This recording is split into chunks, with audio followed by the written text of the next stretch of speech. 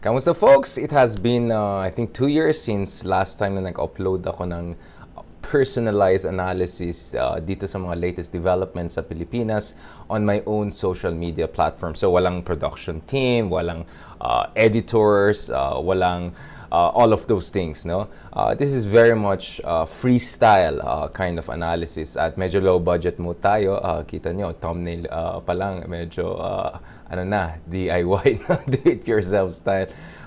But hopefully, over time, ma-establish sana natin yung basic infrastructure, no, para magkaroon tayo ng proper infographics and everything like that. So we're gonna move in that direction.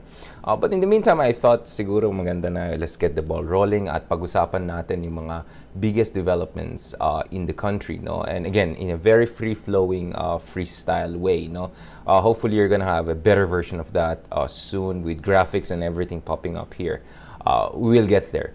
But for now, let me just give my preliminary ideas, no, dito sa state of play, no, at saka yung evolution ng electoral field natin sa Pilipinas as we head into the election season. Well, of course, alam natin we're months removed from official start of the campaign, but mukhang maraming premature campaigning ang nangyayari.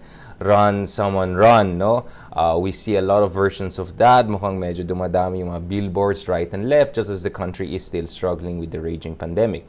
I think, nonetheless, it's also appropriate to look at the outlook for the country, especially dahil nga nagsusulat ako for international media, napansin ko na there are a lot of articles. No? I mean, of course, I started that writing for Nikkei Asian Review that the upcoming elections could be between the House of Marcos and House of Duterte. Pag-usapan natin yan later on in a separate video, and we'll go into detail of my analysis earlier this year. I think a lot of people are still stuck there, or they're looking at the next elections as given na yan, sino manalo, no? That this could more or less be what I call the first pro-incumbency elections in a very, very long time.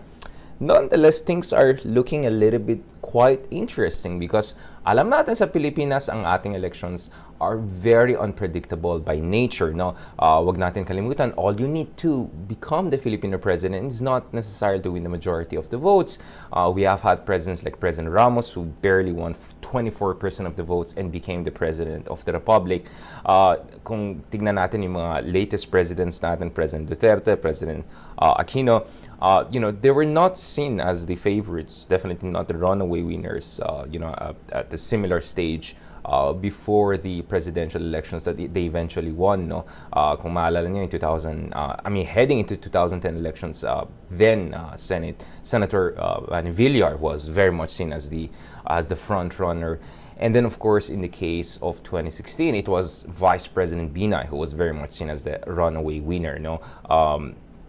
Close to 40% and sometimes 45%, no, yung kanyang numbers heading into the election seasons. And yet we saw none of them won, and it became quote-unquote landslide victory for Aquino and Duterte, although President Duterte won just under 40% of the votes, and in the case of President Aquino, just over 40% of the votes. So you just need to win a plurality kasi single round first past the post yung style ng elections natin. At the same time, of course, alam natin pagdating sa Pilipinas, drama can really trump organizational heft. Alam natin, for instance, in the 2016 elections, Mar Rojas really had the upper hand in terms of machinery, at yung talagang threat para sa kanya was Vice President Jejomar Binay, who really showed meron siyang organizational prowess, and he was able to show that through his upset victory over Mar Rojas for the vice presidency back in 2010, no?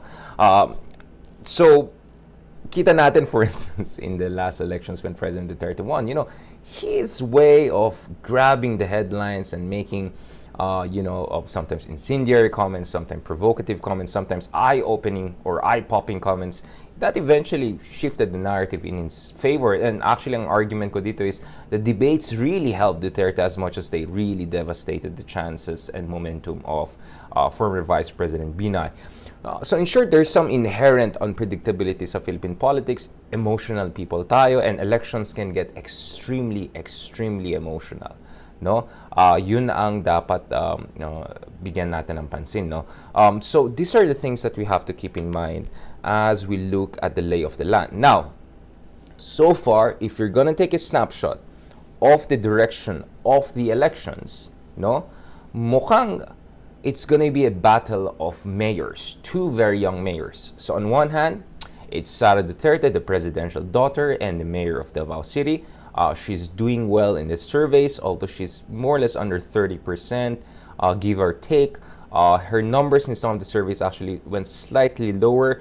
So she's nowhere close to where Binay was, for instance, at a similar stage ahead of the presidential campaign. So it seems the race is quite competitive.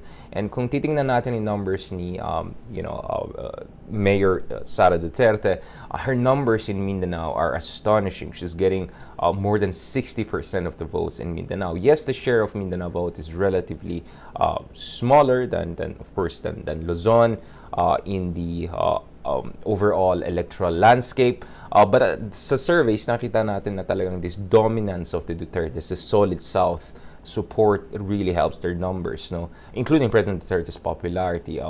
He gets close to almost 100% approval rating in Mindanao. That really helps, especially in surveys and how they're calculated, among others. Now, pag tignan natin sinong nag-emerge dito as the toughest contender, increasingly, it's looking like it's the other mayor, another young mayor, also in his 40s, bata-bata pa, no? And also very energetic, like Sara Duterte, and of course, President Duterte when he was a mayor in Davao back in the days.